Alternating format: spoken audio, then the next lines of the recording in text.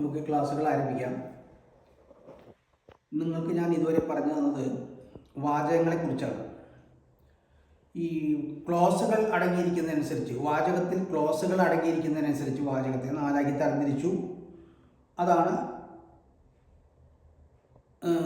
Simple sentence, compound sentence, complex sentence, compound complex sentence. Simple sentence, compound sentence, compound complex sentence എന്ന് പറഞ്ഞു നമ്മൾ. അതേസമയം തന്നെ നമ്മൾ പറഞ്ഞു പദങ്ങളുടെ ക്രമം അനുസരിച്ച് അസർട്ടീവ്, ഇമ്പരേറ്റീവ്, എക്സ്ക്ലമേറ്ററി, ഇൻട്രോഗേറ്റീവ് എന്ന് 4 വാചകങ്ങളും പറഞ്ഞു. അപ്പോൾ കഴിഞ്ഞ ക്ലാസ്സിൽ 3, 4, 5 ക്ലാസ്സിലായിട്ട് ഞാൻ നിങ്ങൾക്ക് എങ്ങനെയാണ് ഇവയെ പരസ്പരം മാറ്റുക, സാധാരണ വാചകത്തെ സിമ്പിൾ സെൻറ്റൻസിനെ എങ്ങനെ കോമ്പൗണ്ട് ആക്കും, എങ്ങനെ കോംപ്ലക്സ് ആക്കും, എങ്ങനെ കോമ്പൗണ്ട് കോംപ്ലക്സ് ആക്കും, മാത്രമല്ല ഇതിലെല്ലാം എത്ര ക്ലോസ് ഉണ്ട്, എത്ര ഫ്രേസ് ഉണ്ട് എന്നൊക്കെ കണ്ടെത്താൻ നിങ്ങൾക്ക് പറഞ്ഞു തന്നു. ആ എക്സാമ്പിളുകളൊക്കെ തന്നെ നിങ്ങൾ വീണ്ടും ആവർത്തിച്ച് നോക്കി ആ വാചകങ്ങൾ കുറേ കൂടി തറവാക്കാൻ ശ്രമിക്കണം. ഞാൻ അതേ വാചകങ്ങളെക്കുറിച്ച് ഇനിയും പറഞ്ഞുകൊണ്ടിരുന്നിട്ട് കാര്യമില്ല. വേറെ കാര്യത്തിലേക്ക് കിടക്കുകയാണ്. അതായത് പദങ്ങളുടെ ക്രമമനുസരിച്ച് വാചകത്തെ അസർട്ടീവ്, ഇമ്പരേറ്റീവ്, എക്സ്ക്ലമേറ്ററി, ഇൻട്രോഗേറ്റീവ് എന്ന് 4 തരത്തിൽ തിരിച്ചു എന്ന് പറഞ്ഞു. ഈ ഇൻട്രോഗേറ്റീവ് സെൻറ്റൻസ് പറഞ്ഞാൽ ചോദ്യവാചകമാണ്. ചോദ്യവാചകം 2 തരമുണ്ട്. വേവേഡ് ക്വസ്റ്റ്യൻ്റെ എസ് ഓർ നോ ക്വസ്റ്റ്യൻ. അങ്ങനെ 4 വാചകങ്ങൾ 5 തരത്തിൽ. അപ്പം നമുക്കിത് കാര്യം ചെയ്യാം. ഇനി ആ വാചകങ്ങളെ പരസ്പരം അങ്ങോട്ടും ഇങ്ങോട്ടും എങ്ങനെ മാറ്റാമെന്ന് നോക്കാം. ഇപ്പോൾ ഒരു അസർട്ടീവ് സെൻറ്റൻസ് എങ്ങനെ ക്വസ്റ്റ്യൻ ആക്കാം, ക്വസ്റ്റ്യനെ എങ്ങനെ അസർട്ടീവ് സെൻറ്റൻസ് ആക്കാം, അതുപോലെ തന്നെ ഒരു കമൻറ്റിനെ എങ്ങനെ നമുക്ക് ചോദ്യം ഉണ്ടാക്കാം, ഒരു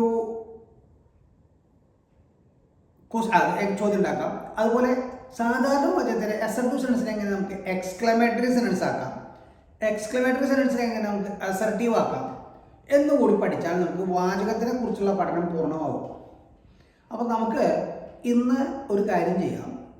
അസർട്ടീവ് സെൻറ്റൻസിനെ ക്വസ്റ്റ്യൻ ആക്കാൻ പഠിക്കാം. വ്യത്യസ്ത തരം ചോദ്യങ്ങൾ, വ്യത്യസ്ത തരം വാചകങ്ങളുണ്ട്. ആ അസർട്ടീവ് സെൻറ്റൻസ് വ്യത്യസ്ത തരത്തിൽ ചോദിക്കുമ്പോൾ അതിനെങ്ങനെ ക്വസ്റ്റ്യൻ ആക്കാമെന്ന് ഞാൻ പറയാൻ പോവുകയാണ്. അപ്പോൾ നമുക്കൊരു കാര്യം ചെയ്യാം. ബോർഡിലേക്ക് നോക്കാം. ആദ്യമായിട്ട് ഒരു വാചകം ഈസ് എ ബോയ് എന്നുള്ളത് ഒരു അസർട്ടീവ് സെൻറ്റൻസ് ആണ്. അസർട്ടീവ് സെൻറ്റൻസ് പറഞ്ഞാൽ സാധാരണ വാചകം, മനസ്സിലായില്ലേ? അതിനെങ്ങനെ ചോദ്യമാക്കാം? ചോദ്യമാക്കണമെങ്കിൽ എന്താ നിയമം? സബ്ജക്റ്റിന് മുമ്പ് സഹായക്രിയ എടുത്തിടണം. ഏതാ ഇതിൻ്റെ സഹായക്രിയ? ഈസ് എന്നുള്ളതാണ് സഹായക്രിയ. സബ്ജക്റ്റ് ഏതാ? ഹി ആണ്. അപ്പം ഈസ് സബ്ജക്റ്റിന് മുമ്പ് ഇടുക. Is he A boy? അവനൊരു ആൺകുട്ടിയാകുന്നു. അവനൊരു ആൺകുട്ടിയാണോ? ചോദ്യടയാളത്തോട് മാത്രമായില്ല, സഹായക്രിയ സബ്ജക്റ്റിന് മുമ്പ് ഇടുക. അപ്പോഴാണ് 90% ചോദ്യങ്ങളിലും വാചകങ്ങൾ ചോദ്യമാവുക. രണ്ടാമത്തെ ദേ ആർ കമ്മിങ് ഫ്രം തൃശ്ശൂർ. ഇത് 2 തരത്തിൽ വാചകമാക്കാൻ, ചോദ്യമാക്കാൻ പറ്റും. നമുക്ക് എന്താ ചോദിക്കാം? അവർ തൃശ്ശൂരിൽ നിന്നാണോ വരുന്നത്? അങ്ങനെ ചോദിക്കാൻ എന്ത് ചെയ്യണം? സഹായക്രിയ തരണം. Are they coming from Thrissur? ചോദ്യടയാള്. അതേസമയം തൃശ്ശൂർ എന്ന് വരച്ചു തന്നിട്ടുണ്ടെങ്കിൽ നമ്മൾ എന്താ ചെയ്യുക? തൃശ്ശൂരിൽ നിന്നാണോ, അവർ എവിടെ നിന്നാണ് വരുന്നതെന്ന് ചോദിക്കണ്ടേ? അതിനെന്താ ചോദിക്കുക? Where are they coming from? Where are they. അപ്പോൾ നോക്കൂ, ചോദ്യവാക്ക് വെച്ചു, സബ്ജക്റ്റ് മുമ്പ് ആർ വെച്ചു, വേർ ദേ ആർ എന്നല്ല, where are they coming from. അപ്പം they are coming from Thrissur. അപ്പോൾ നമുക്ക് 2 തരത്തിൽ ചോദിക്കാം. എസ് ഓർ നോ ക്വസ്റ്റ്യൻ ആയിട്ട് ചോദിക്കാം, അവർ തൃശ്ശൂരിൽ നിന്നാണോ വരുന്നത്? അല്ലെങ്കിലോ തൃശ്ശൂർ പ്രാധാന്യം കൊടുക്കണമെങ്കിലോ എവിടെ നിന്നാണോ അവർ വരുന്നത്? 2 തരത്തിലും ചോദ്യം ഉണ്ടാക്കാം. 3ാമതൊരു example, they have been staying in Thrissur since 1999. 99 മുതൽ അവർ തൃശ്ശൂരിൽ താമസിച്ചുകൊണ്ടിരിക്കുന്നുണ്ട്. പ്രസന്റ് പെർഫെക്റ്റ് കണ്ടിന്യൂസ് ടെൻസ് ആണ്. Present perfect continuous, has or have plus been plus ing. സിൻസും ഫോറും വരുമ്പോഴാണ് ഈ ടെൻസ് സാധാരണ ഉപയോഗിക്കാറ്. സിൻസും ഫോറും. ഇപ്പോൾ സിൻസ് 1990 എന്ന് പറഞ്ഞാൽ 4, ഇപ്പോൾ 27 കൊല്ലമായിട്ട് 27 ഇയേഴ്സ് നമുക്ക് പറയാം. 4ഉം സിൻസുമാണ് സാധാരണ ഈ ടെൻസിനെ. ഈ സിൻസും ഫോറും വന്നു കഴിഞ്ഞാൽ ഇതിന് മുമ്പുള്ള വെർബ് പ്രസന്റ് പെർഫെക്റ്റ് കണ്ടിന്യൂസ് ആക്കാനാണ് നല്ലത്. ഇനി അപ്പോൾ അവർ 99 മുതൽ അവിടെ താമസിച്ചുകൊണ്ടിരിക്കുന്നുണ്ട്. അപ്പോൾ എങ്ങനെ ചോദിക്കുക? അവർ 99 മുതൽ അവിടെ താമസിച്ചുകൊണ്ടിരിക്കുന്നുണ്ടോ? ഇതേതാ? അപ്പോൾ ചോദ്യമാക്കണമെങ്കിൽ എന്ത് വേണം? സഹായക്രിയ സബ്ജക്റ്റ് മുമ്പെടുത്തിടണം. ഹാവ് ഇട്ടു. Have they been staying in Thrissur since 1999 മുതൽ അവർ അവിടെയാണോ താമസിച്ചുകൊണ്ടിരിക്കുന്നത്? ചോദ്യമായി. അപ്പൊ നമുക്ക് പറയാം അപ്പൊ എത്ര കാലമായി അവർ താമസിച്ചുകൊണ്ടിരിക്കുന്നു എന്നുള്ളത് പറയാം. എങ്ങനെ വേണമെങ്കിൽ പറയാം. കാലം ദൈർഘ്യം കാണിക്കാം. How long have they been staying in Thrissur ചോദിക്കാം. എത്ര കാലമായി അവർ അവിടെ താമസിച്ചുകൊണ്ടിരിക്കുന്നുണ്ട്? അങ്ങനെയും ചോദിക്കാം. അപ്പൊ ഈ കൊല്ലത്തിന് പ്രാധാന്യം കൊടുത്ത് ചോദിക്കണമെങ്കിൽ how long have they been എന്ന് ചോദിക്കണം. അതല്ല അവർ അവിടെയാണോ എസോബോസ്റ്റ് ആണെങ്കിൽ have they been staying in Thrissur എന്ന് ചോദിക്കണം. നാലാമത്തെ വാചകം they were ready to go to Thrissur. അവർ തൃശ്ശൂരിലേക്ക് പോകാൻ തയ്യാറാണ്. എന്താ ചോദിക്കുക? സ്വർണ്ണാകുമ്പോൾ അവർ തൃശ്ശൂരിലേക്ക് പോകാൻ തയ്യാറാണോ? തൃശ്ശൂരിലേക്ക് പ്രാധാന്യം കൊടുത്തെഴുതിയോ എവിടേക്കാണ് അവർ പോകാൻ തയ്യാറായിരിക്കുന്നത്, റെഡി ആയിരിക്കുന്നത്?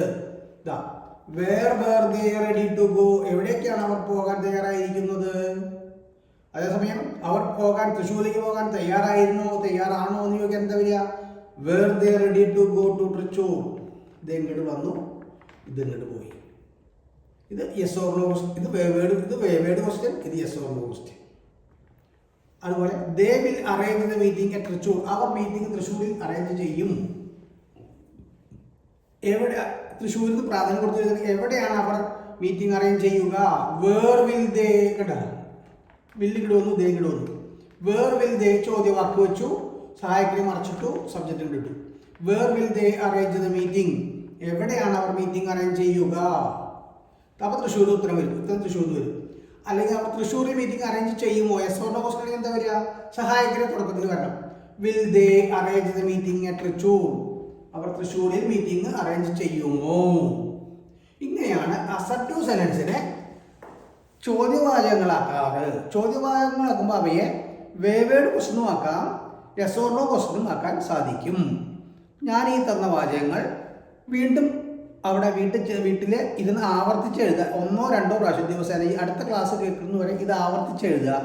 മാറ്റം വരുന്നത് എങ്ങനെയാണെന്ന് നിങ്ങൾക്ക് എളുപ്പത്തിൽ മനസ്സിലാവും. അടുത്ത ക്ലാസ്സിൽ ഞാൻ നിങ്ങൾക്ക് വേറെ വാചകത്തിനെ മാറ്റുന്നത് പറഞ്ഞു തരാം. ഇന്നത്തെ ക്ലാസ് ശ്രദ്ധിച്ച എല്ലാവർക്കും നന്ദി, നമസ്കാരം. തുടർന്നും എൻ്റെ ക്ലാസ് ശ്രദ്ധിക്കുക. ക്ലാസ് മറ്റുള്ളവർക്ക് ഷെയർ ചെയ്യുക. പറ്റുമെങ്കിൽ നിങ്ങൾ സബ്സ്ക്രൈബ് ചെയ്യുക. Thank you very much.